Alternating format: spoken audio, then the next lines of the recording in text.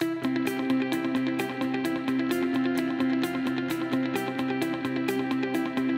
ready for your daily dose of WordPress and web development tips, tricks, and insights to help you find success with WordPress. You're listening to WP the Podcast with your hosts, David Blackman and Tim Streifler.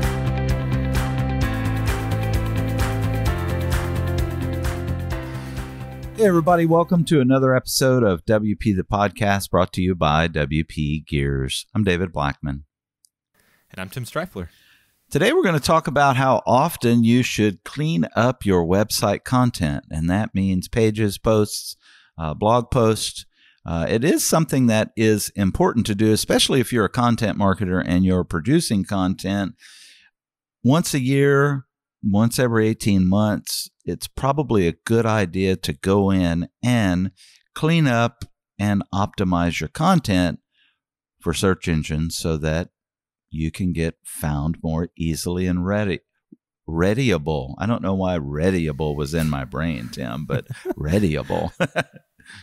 Yeah. No, this is something that I think gets overlooked a lot. A lot of times when you have a website, whether you're an online business or you just have a website for your physical business or service business, you kind of look at stuff on the internet being a once and done type of thing.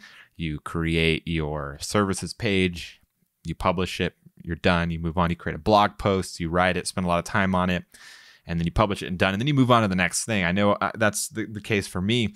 When you're a small business, you're wearing a lot of different hats, doing a lot of different things. You're always moving on to the next thing. And then once you check something off of your list, you tend to not think about it ever again. And so there's a lot of benefits with SEO to refresh your content, clean it up, fix it, add to it, make it better. And so, yeah, that's kind of the idea here, or at least I think that's the idea here. David, this was your topic. Absolutely. Yeah. I just think it's important that kind of like you said, it's not a set it and forget it.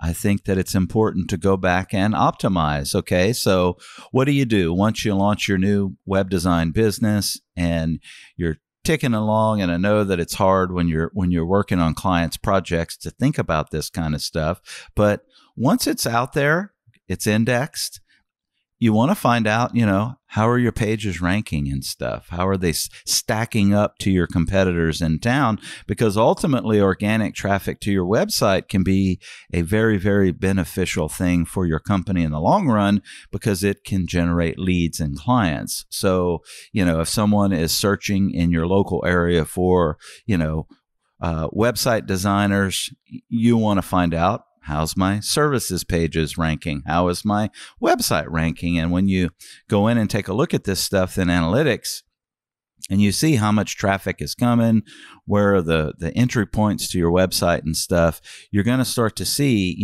what's your highest traffic pages and stuff. And then if you can, use some of the SEO tools out there to kind of take a look at your competitors and even your own site to see how you're ranking, then that's when you really, really take it to the next level and stuff. And you can come in and say, okay, my competitor A is over here, and he's ranking really well. His services page is killing it.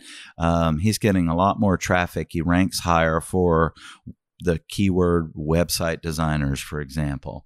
And you can go take a look at his content and see, okay, what's he doing? Oh, he's got 2,000 words on his service page.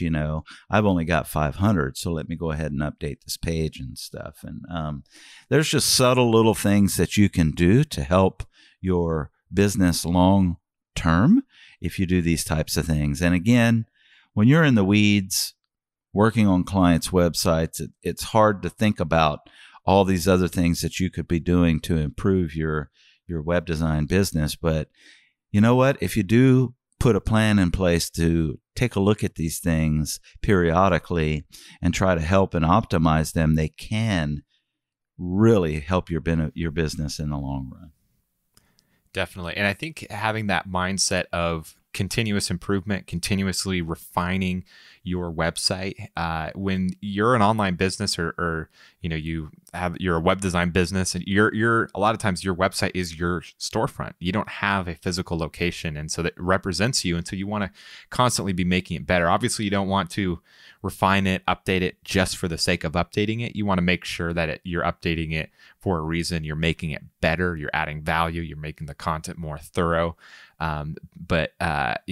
It's not hard to do. You can always add to it, and as David mentioned, make it longer. So, yeah.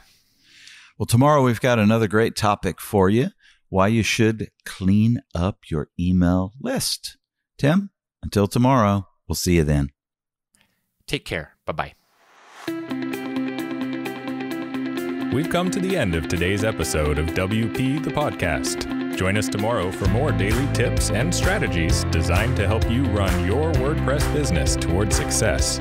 Remember to subscribe to WP the Podcast so you can stay up to date with each episode. And don't forget to rate and review us. We'll see you again tomorrow right here on WP the Podcast.